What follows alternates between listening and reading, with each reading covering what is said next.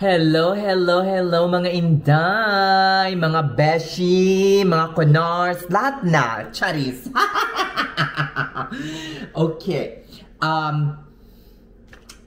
since nakaisang taon na ako dito, by the way pala, first English ko pala nung last vlog ko na yun. Naku, nakakaloka.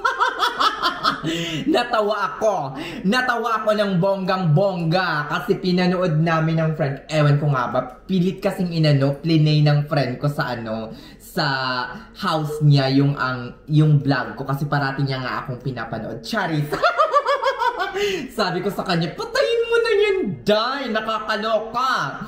Ako, parang hindi ako komportable. Hindi kasi ako sanay, syempre, na panoorin yung sarili kong vlog. Kasi parang natatawa ako, charis. Anyway, dahil nakaisang taon na ako dito, mga inday, I'm so sorry kung ganito ako magsalita, natural na natural. Kasi nga, ganito talaga ako, Day. Hindi talaga ako makikipagplastikan or makipagpormalan sa inyo. Ganito na rin yung galawan ko. Ganito talaga ako gumalaw or at magsalita. At dahil nga nakaisang taon na ako dito, mga inday, syempre meron nag-PM sa akin kung kumusta na daw ako dito. Nag-isang taon pala ako dito sa Amerika. Hindi pa ako nag-isang taon sa contract ko or sa floor. Mag-iisang taon ako ngayong February 13 sa contract at sa floor naman ngayong March 10, ganon, 'di ba? Kasi bago ako nag-start sa floor, meron kaming parang 1 month education program something with Catering Health Network. So, nag-start ako February 13 talaga sa contract. So, mag-e-end yung contract ko sa 2024, 2025, 2026 ng, 2026 ng February 13, after 2 years pa yon. So, medyo matagal-tagal pa. Meron nang nag-ask sa akin kasi, isa to sa mga subscriber ko na nasa Pinas pa. Nag-ask siya kung ano daw yung pinakamaganda based from my experience. Like, kung sa Saudi pa ba siya, mag-UK, bago mag-US, or kung ano man. Well, ikumpara nga natin kung ano talaga. Well, this is just based from my experience, okay? Saudi and US and konting UK sa mga information lang sa mga nababasa ko doon sa mga group na sinalihan ko. Meron kasi akong group dati na sinalihan. Alam nyo naman na ang lola nyo ay nag-ambisyon ding mag-UK dati, kaso hindi lang pinalad sa IELTS at dito ako napunta sa Amerika. Ang hirap kasi mag-emit dati na i-meet yung criteria dati para sa UK. Kasi nga IELTS yung tinake ko. Nakakaloka. 7 lahat, except for writing na 6.5. Ang layo ng score ng lola nyo. Reading pa lang, bagsak na. 5 lang, 5.5 lang nakuha. Nakakaloka. Pero, pasok naman tayo sa US. Nagpa-remark nga lang. Charis! Anyway, let's start doon sa pinakauna. Yung pay, mga inday. Nung nasa Saudi pa ako, mga inday, wala namang dyan, siguro, wala naman sigurong kukontra na mas malaki talaga yung sahod or bayad dito sa Amerika. Well, kung ikukumpara mo talaga sa ibang bansa. Kaya nga tayo nandito Pera-pera lang yan, mga inday. Charis. Sinabi ko na sa una kong vlog na nasa 7,000 yung sinasahod ko. At dito, kumikita ako ng regular with working hours ng 36 hours. Ng siguro mga $4,500, $4,600, mga ganyan. Regular yon. Tapos, minus yung mga bills and everything. So, may naiiwan lang sa akin mga 2,000 or 2,500 sa regular working hours yon. Pero, 36 hours lang naman yung work dito, mga inday. Same with UK, 36 hours din naman ang work, diba? sa Saudi lang is nasa 48 hours. Kaya di hamak na mas ano talaga, mas maganda talaga. Pero pag nagtagal ka naman sa Saudi, tumataas yung sahod. Yung sahod mo nagiging 10,000, nagiging 11,000 SR. Kung minsan may mga iba pa nga umaabot ng mga 15,000, 14,000 SR sa katagalan na nila sa Saudi. Pero, pag meron ka namang mga 20 years of experience na, 26 years of experience na, pagdating mo naman dito mga Inday, hindi ka naman luging-lugi. Kasi nga, pagdating mo dito, hindi naman yung sasahurin mo is the same as new grad or the same sa meron lamang 5 years ang experience. Kung siguro, for example, sumasahod ako ng $40 an hour, for example lang yun na, hindi ko sinasabing $40 an hour ako. Siyempre, confidential yon. Charis! Yon. Kung mga 20 years ka ng experience mo, may kilala ako dito sumasahod ng 50, 55, 56 hanggang $60 an hour. Base pay yon, full-time regular. So, hindi ka sasahod ng new grad mga Inday kahit bagong salta ka sa US for as long as meron kang experience papunta dito at direct hire ka. Clear? Crystal clear. Charis! Nakakaloka. Kaya tapusin na natin yung pay mga Inday. Mas malaki talaga yung sahod dito sa US. Pero ang tanong, worth it ba? Worth it ba na yung ang haba kasi ng proseso mga Inday. Pag-aantay pa lang ng eligibility to take the NCLEX, it will take 2 to 3 years. Sometimes, kagaya ko, nabakante ako ng mga ilang buwan bago ako napunta dito sa US, mga ganyan. So, ang tanong, worth it ba na pagdaanan mo yung napaka-komplikadong proseso para lang makuha mo yung, pera or something, or mataas na sweldo dito sa US? 'Di ba? Kasi pagdating mo dito staff nurse ka eh. Hindi ka naman kung kunyari, kung charge nurse ka or head nurse ka sa pinanggalingang mong bansa, kunyari sa Qatar, Saudi, or Abu Dhabi man, pagdating mo dito, ang entry level mo, staff nurse. So, parang mudira-mudira ka na or parang boss-boss ka na. Yung feeling ba na papasok ka mga Inday ng walang hindi ka kinakabahan, parang naglalaro-laro ka na lang, yon, 'di ba? Dito pagdating mo wala, kakabahan ka talaga dai. Kasi mga dito, nako dai, pakapalan na lang talaga ng mukha dai. Maraming mga tamad dito. 'Di ba? Nakakaloka. At pag international ka, kung minsan papahirapan ka pa, nakakaloka. At ang tingin sa'yo, parang walang alam na new grad. Nakakaloka. Tigilan na nga natin to. Next tayo? Next na, yung sick leave naman, mga Inday. Ayan, itong sick leave. Ang daming natakot na pumunta dito sa Amerika, mga Inday, dahil sa sick leave na ito.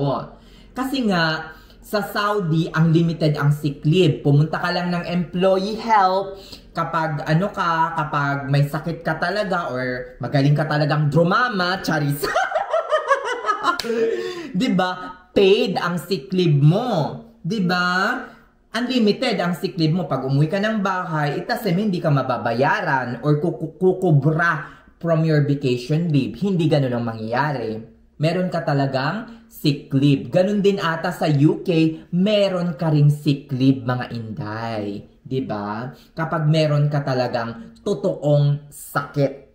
O 'di ba? Dito naman, hindi naman mahirap mag-sick leave. Tatawag ka lang and then sasabihin mo, "Oy, magko-call off ako ngayon kasi masakit yung ulo ko or masakit yung lalamunan ko."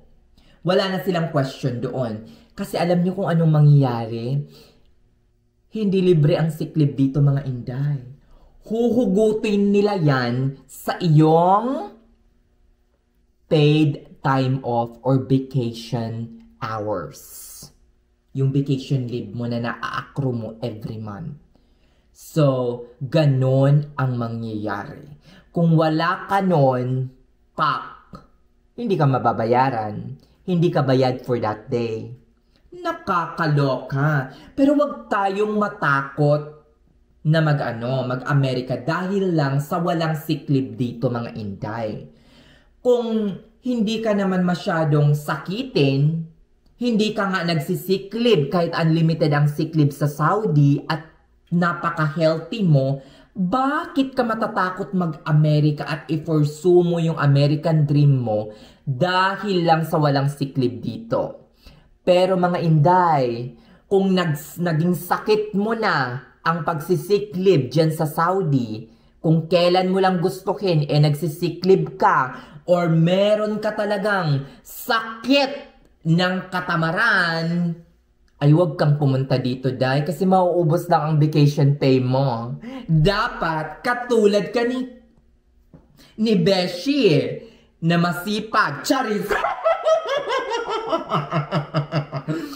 Anyway, yon.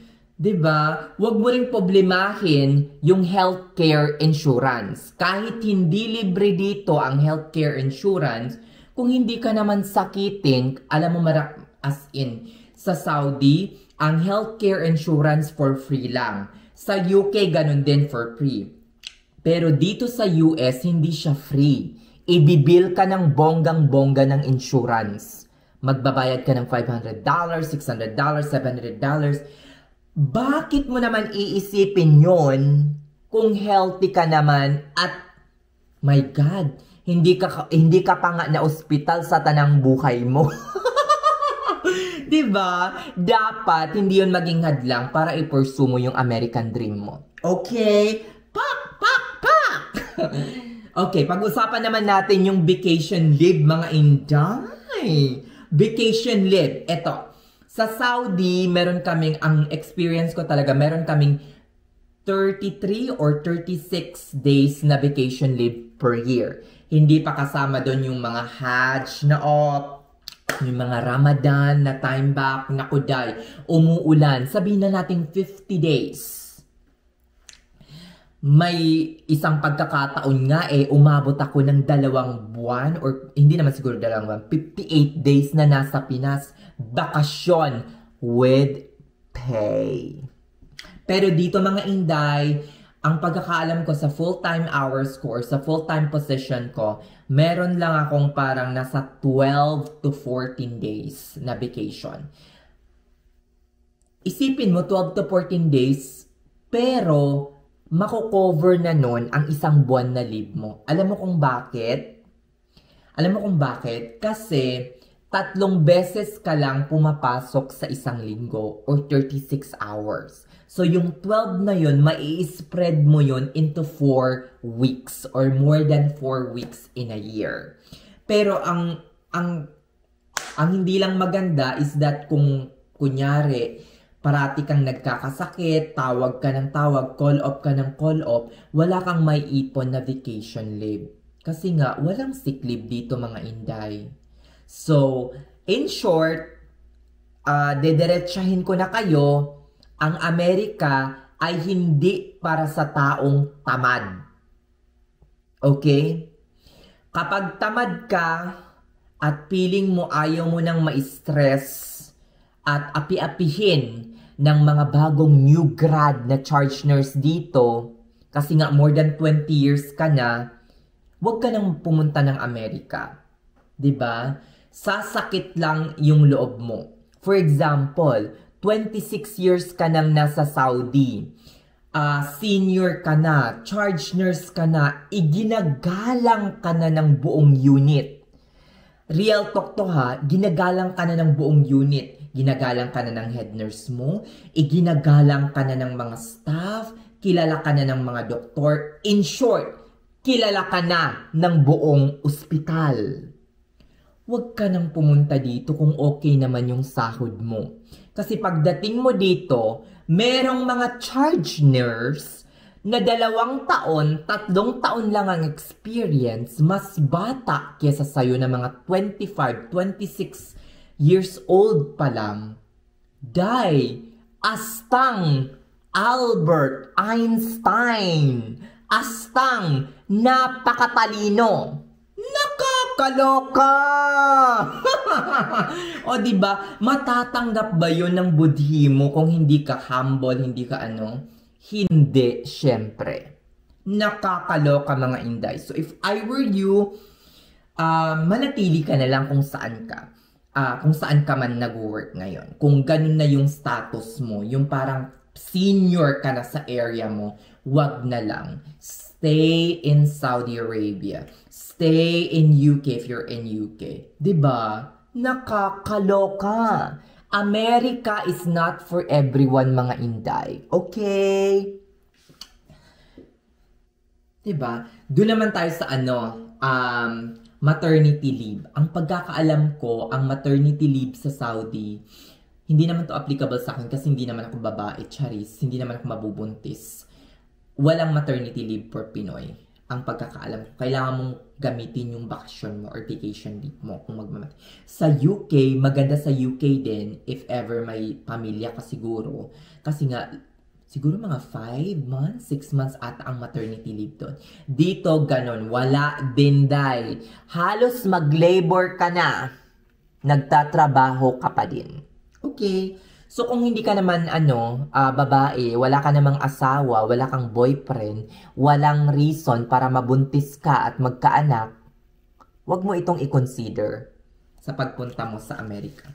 Safety. Pagdating sa safety, for me, sa Saudi Arabia, very safe. Napaka-safe ng Saudi Arabia. It sounds scary to some people, but it's very safe compared dito sa Amerika. Dito sa Amerika naman, nakadepende na sa'yo, di ba, yung safety. At some point. Kasi nga, ba't ka pa pupunta sa isang lugar or mag-work sa isang lugar na yan kung alam mong hindi safe? Kung hindi safe, exit agad. Di ba? Char. Opportunity, isa ito sa mga dahilan kung bakit pumupunta dito sa Amerika yung mga nurses from Middle East, from UK, is opportunity. Pero ang tanong, worth it ba? Diba? Tanungin mo yung sarili mo, pumunta ba ako ng Amerika kasi gusto kong maging isang nurse practitioner? Pumunta ba ako ng Amerika? Kung pumunta ka lang dito for, for experience or something, at para makapag-ipon, and eventually after 45 years after mo mag-turn ng 45, 50 or 55 years old is magre-retire ka din sa Pinas. If I were you, manatili ka na lang sa bansa kung saan ka nag-work ngayon. Pangalawa, kung pupunta ka ng Amerika dahil lang gusto mong maging isang US citizen at magkaroon ng isang blue passport, I think hindi yun magandang dahilan.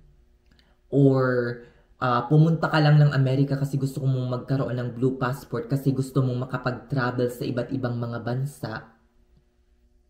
Hindi rin yun magandang dahilan kasi pwede ka namang mag-travel, pwede kang pumunta ng Europe, kumuha ka ng Schengen visa.